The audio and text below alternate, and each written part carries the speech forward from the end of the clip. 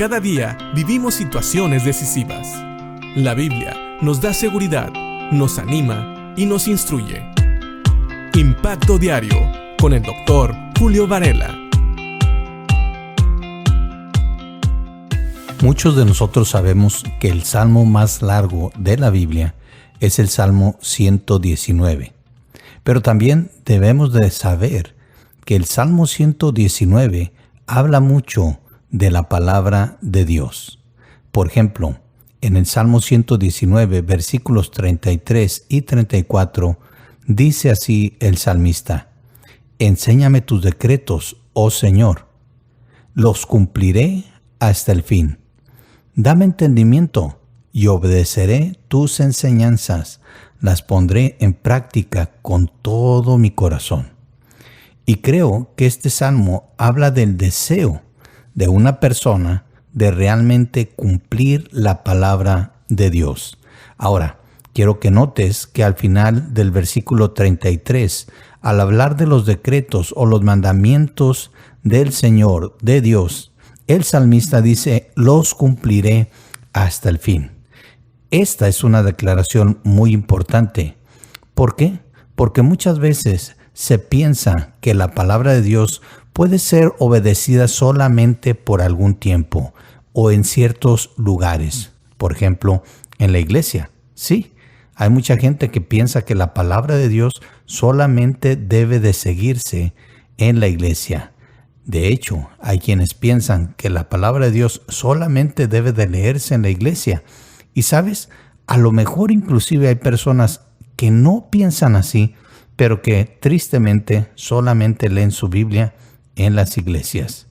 Así que tenemos que entender que lo que dice este salmista es que la palabra de Dios es para cumplirla toda nuestra vida, hasta el fin. También el salmista, precisamente con el propósito de cumplir la palabra de Dios hasta el fin, le pide a Dios entendimiento. Sí, esto es muy importante. ¿Sabes? Muchas veces leemos la palabra, pero a veces no entendemos y por eso no ponemos en práctica lo que Dios nos dice en lo que hemos leído. Sin embargo, el salmista lo ha entendido y dice: dame entendimiento y obedeceré tus enseñanzas. Ahora, prácticamente esto se debe de ver en nuestras vidas. Por eso dice: las pondré en práctica.